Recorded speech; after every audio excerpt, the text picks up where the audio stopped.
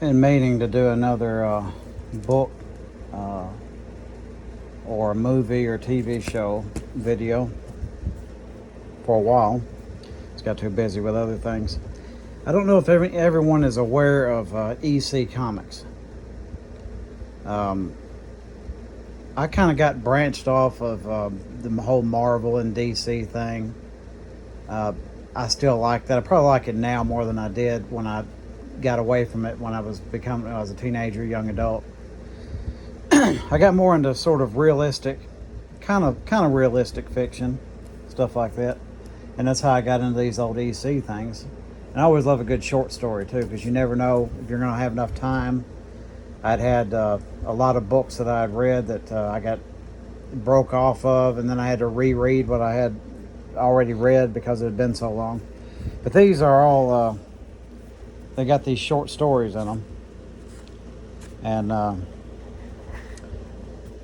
great stories, a lot of them. There's probably a lot of these things that you've seen some variation of in more modern stories, if not TV shows and things like that. And this is where Tales from the Crypt came from. And they used a lot of stories not only from the Tales from the Crypt comic book, but some of these other things. This is one of the early ones right here.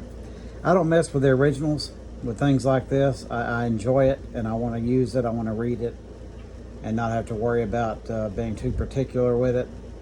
So I don't worry about the things that's worth a lot of money. If I get something that's worth some money, I'm more than likely just going to sell it and get a cheap copy of it so I can actually enjoy it and let like a true collector have something that's worth more money. But these, you had Crime Patrol, crime suspense stories, quite a bit of those. And what's funny is when you are sort of trying to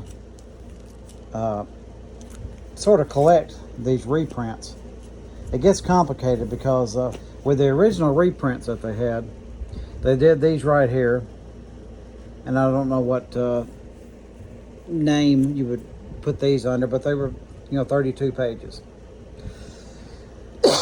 which is normal comic book size. But then they also had Russ Cochran Presents, and those were double sized, and they had quite a few of those, not near as many as these, obviously, because they're double sized, and they would mash some of them together. You'd have Tales from the Crypt and Vault of Horror and Haunt of Fear, but then you'd have the other 32 pages of it, since it was 64 pages, might be something like science fiction or crime or something like that. I gotta get some more bags too, I'm just seeing that. She had all sorts of genres for this. There was a world of it. I don't know if I'm putting these back in the right order or not. I'll probably be mad at myself later. But you have to keep pretty much a checklist because there's so many of these.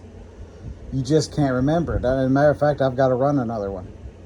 I'd like to go, buy a few more on eBay and get some cheap ones if I can.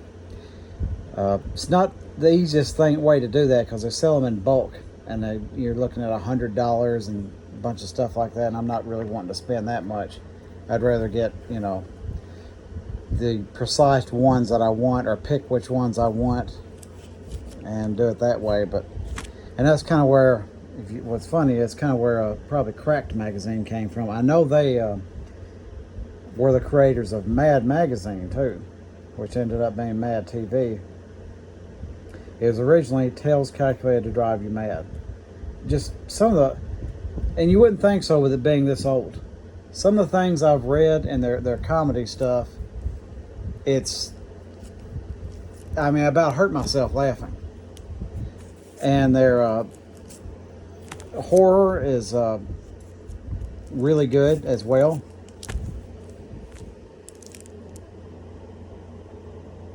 I feel like I'm getting these out of order, but those right there were always great. Shock suspense stories.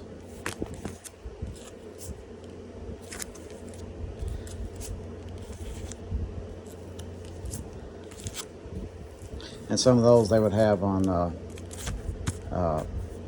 Tales from the Crypt show as well. So there's the beginning of Mad Magazine right there. They were obsessed with this name Melvin. I don't know what that was. Somebody in the studio or something, I don't know. And there it is, the one everybody's most familiar with.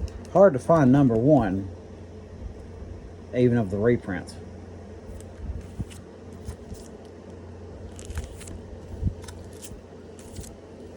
And some of these are genuinely good horror too.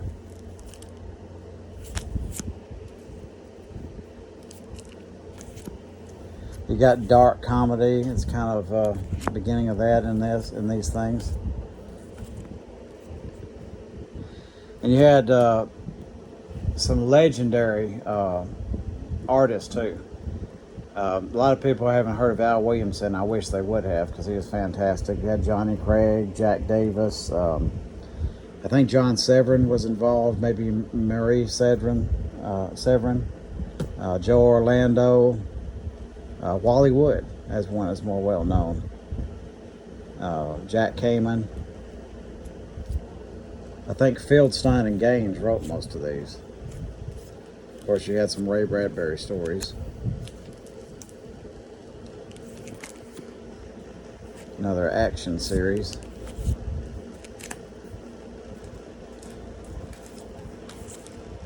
I mean, there's just a world of these. Whatever you wanted, they had it. I think they even did some sort of romance too, especially after the censors started getting after them.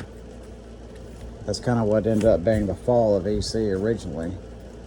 Was the censors took issue with things like that right there. I would suspect back then they had some more modern type ideas, equality, things like that might not have jived with what the narratives a lot of people were pushing back then. And I think that may have set some people off as well, so they just used whatever excuse they could to get after them.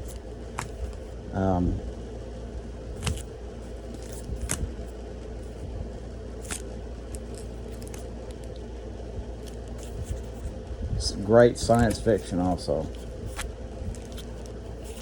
That's all the 32 page ones I've got, and that's not even half of them.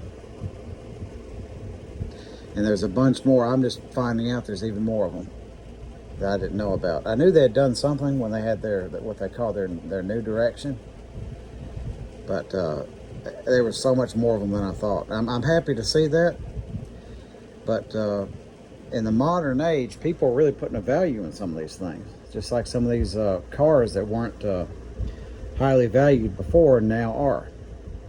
Like some of the ones in the 80s and 90s and things like that, late 70s. What was the malaise era? People really starting to like things like this. And they might not be worth hundreds of dollars, but you're not paying $1.50 for them, I'll tell you that much. You're not paying $2. You might, if you're lucky, you might pay $5, if you're lucky.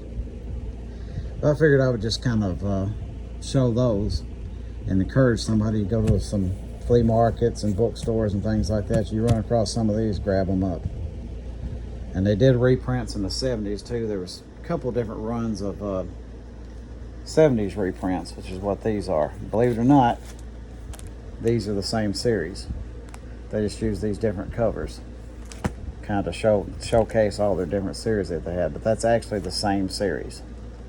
So it gets, with the reprints from the 70s on up into the 90s, super complicated.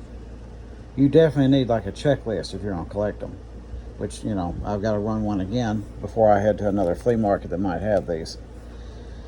But anyway, check those out, and you will not be sorry. I mean, they're fun.